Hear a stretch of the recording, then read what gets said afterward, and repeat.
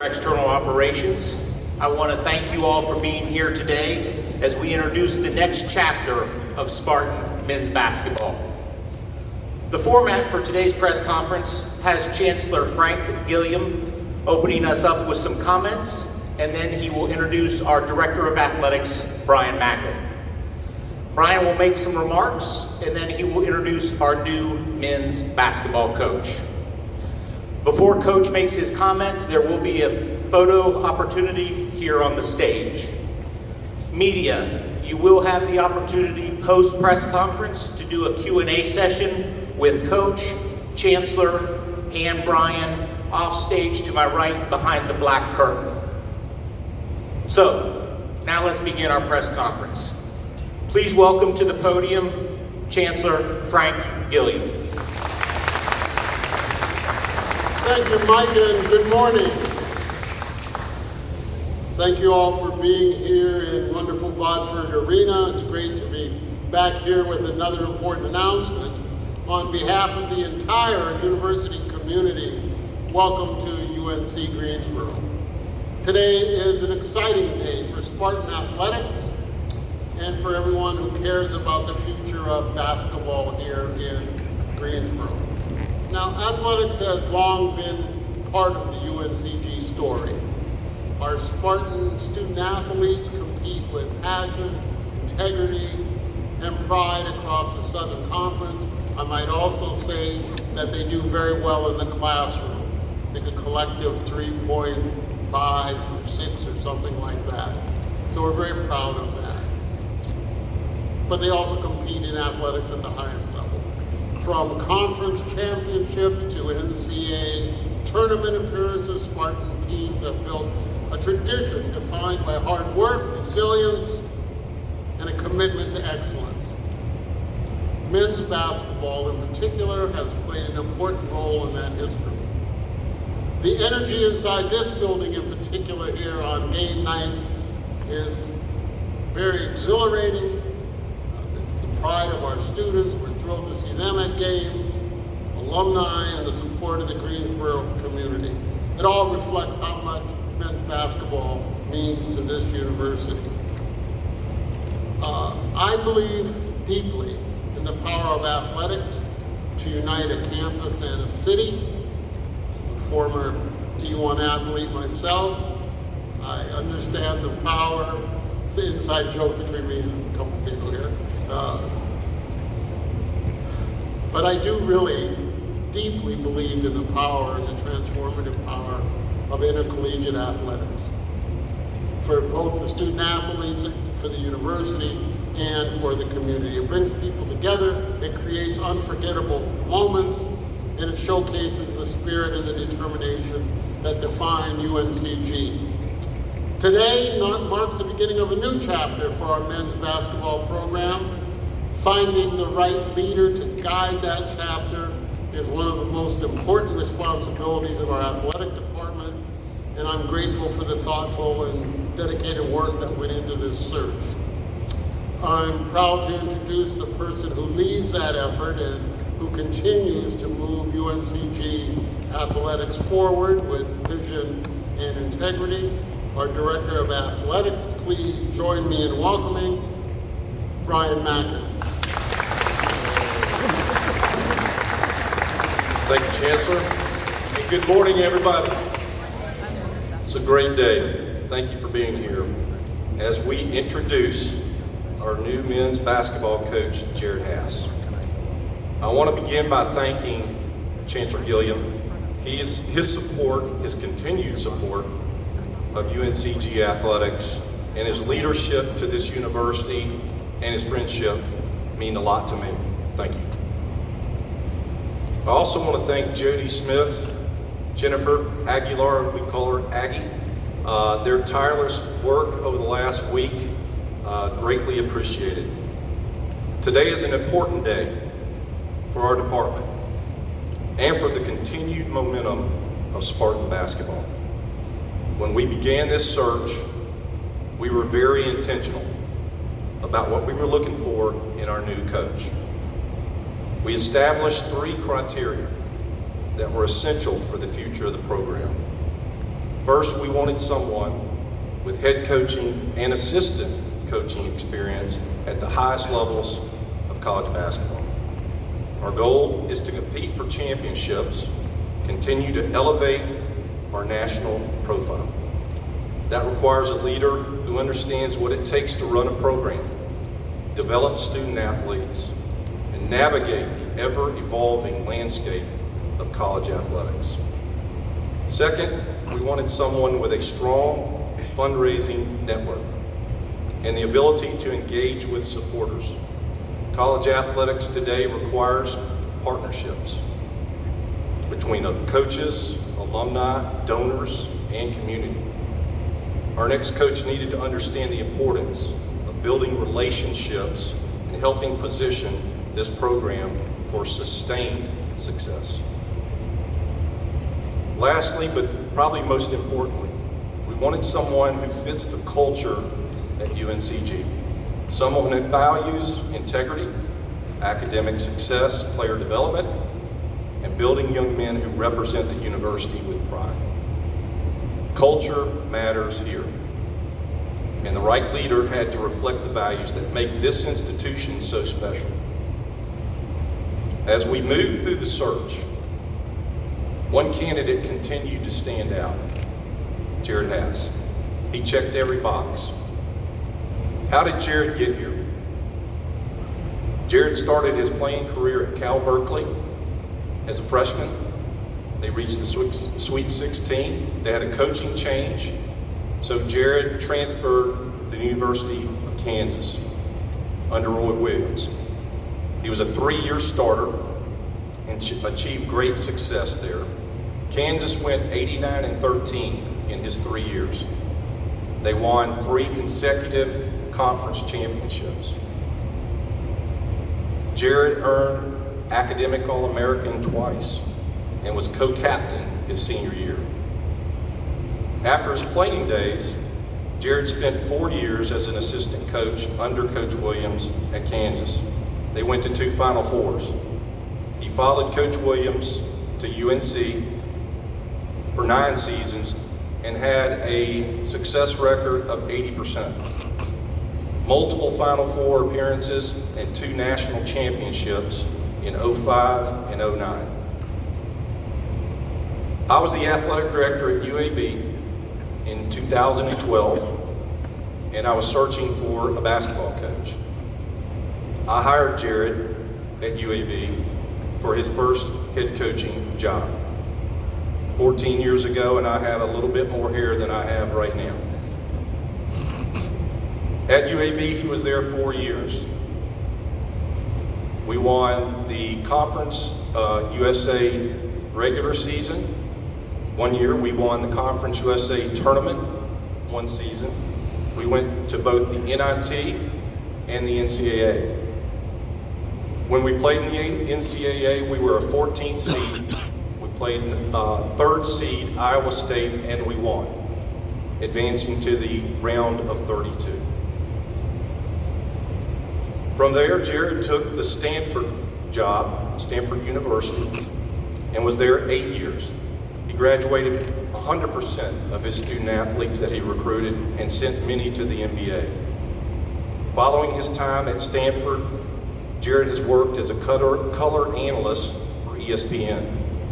During his work at ESPN, he has traveled around the country, talking with coaches that are his friends, and gaining valuable insight into what it takes to be successful in today's era of college basketball. He understands the student athlete experience and what it means to compete at the highest level. But beyond the resume and accomplishments, what impressed us most throughout this process was Jerod the person. His commitment to developing young men, his passion for building relationships, his vision for what Spartan basketball can become. Spartan fans should be excited about our future. Under Jerod's leadership, we will continue to pursue championships, develop outstanding student athletes, and strengthen the connection between our basketball program and the entire Spartan community, especially Greensboro. Jerod, on behalf of UNCG, our athletics department, and Spartan Nation, we are thrilled to welcome you and your family to Greensboro. Now please join me in welcoming the 12th head coach at UNCG, Jerod Haase.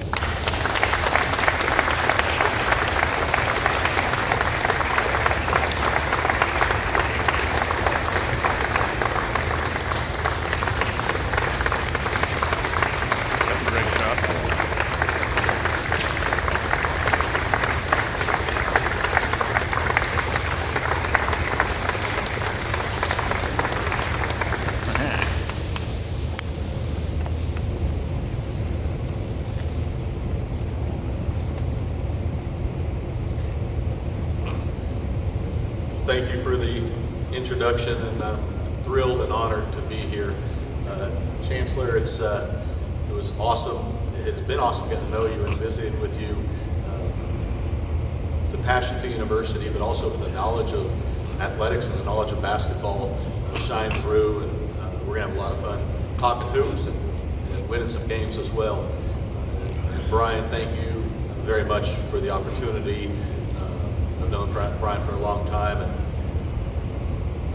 if you would have asked me a year ago or 18 months ago, I don't know if I really believed that I could be a Division I head coach again because of the new landscape and my core beliefs, and that was important for me. But once I slowly realized, and I'll talk a little bit more about that I think I can fit in this new landscape, the number one priority for me, which was honestly a little bit surprising because I assumed that if I wanted to do this, the number one criteria in any job would be NIL, how much money do you have for the players?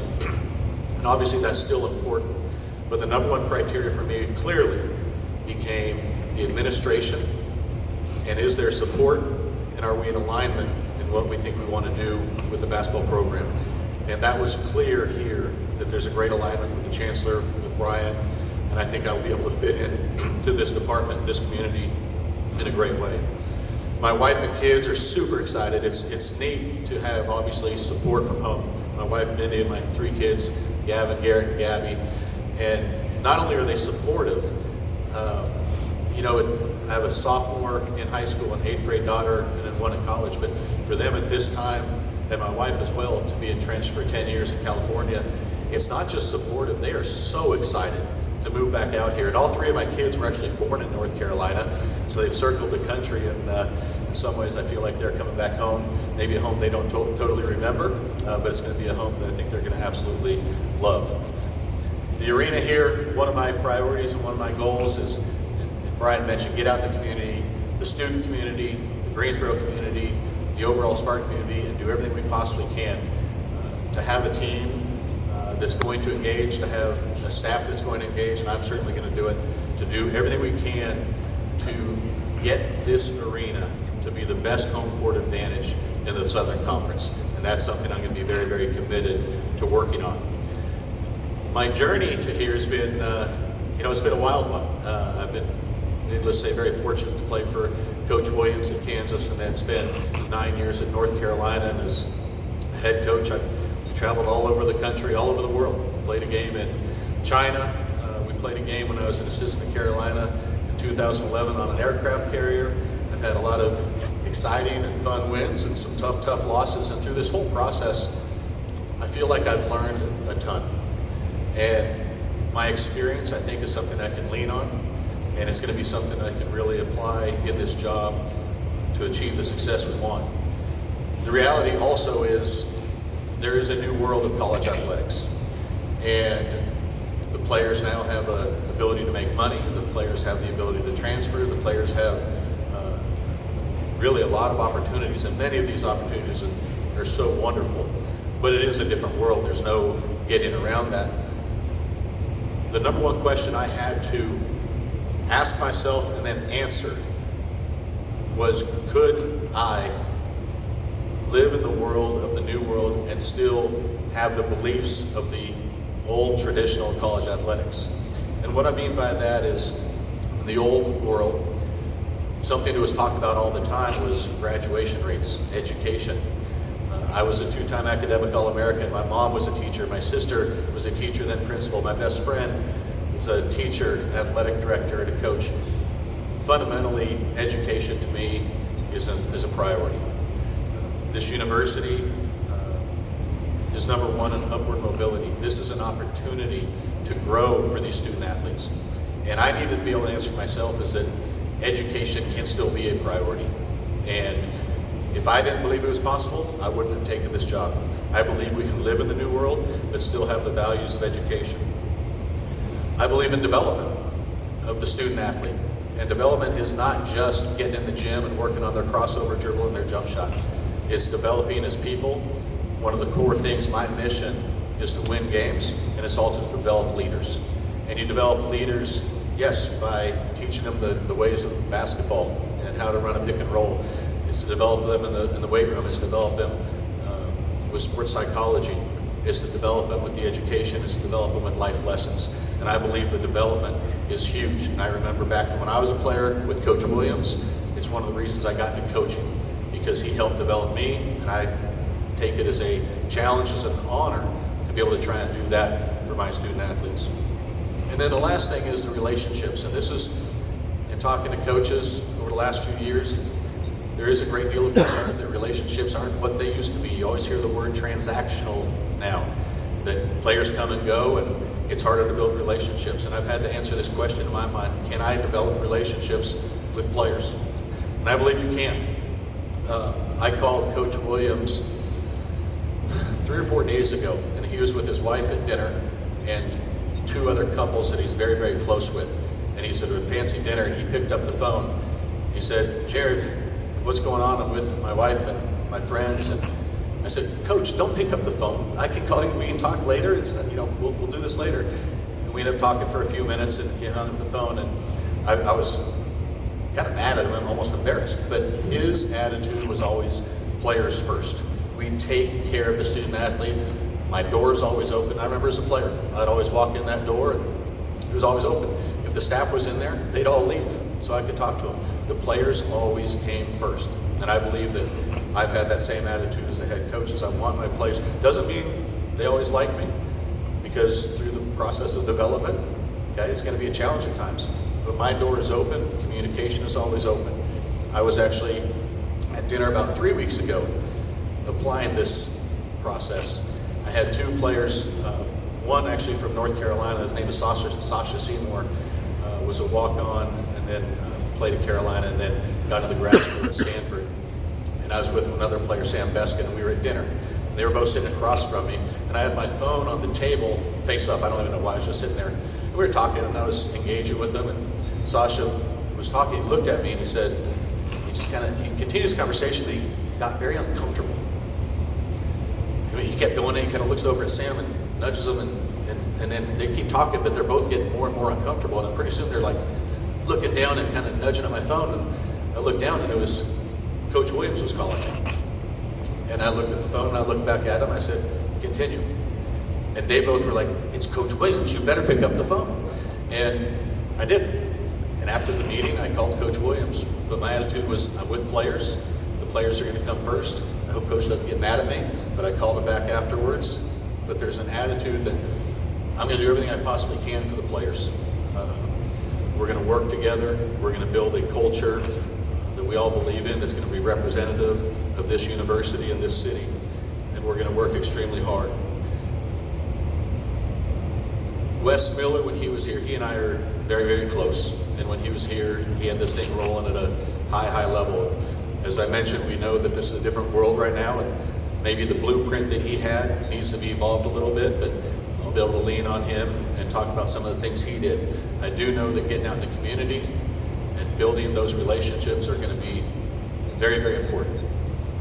I actually love doing that. I love talking to people. I love selling the vision of what we're going to try and do, and we're going to try and get the community, that includes the student community, as involved as we possibly can. And I am super excited about that. In college, I wrote a book about my senior year, and it was called Floor Burns. And to this day, I think Kansas still keeps the stat of floor burns for every player throughout the entire season, and I don't think anybody has as many floor burns as I had that senior year. But that floor burns means diving on the loose balls, taking charges, and competing and working. That's exactly what my plan is for this job. After this press conference, I'm going to take this tie off. I'm going to get working to put a staff together. I'm going to get working to make sure we have the best roster possible. I'm going to work in every way to make sure we build this thing into a championship level program. There's a lot of work to be done. Again, college athletics has changed, but I also believe that the fundamentals of relationships, of player development, of education have not changed. And as long as I'm the coach, they are not going to change, and I'm going to rely on those to build the culture we want. And at the end of the day, I'm going to do everything I possibly can to make this community proud of the basketball product, to win as many games as we possibly can. And my last comment is I'm extremely honored and humbled to be your 12 basketball coach. Thank you.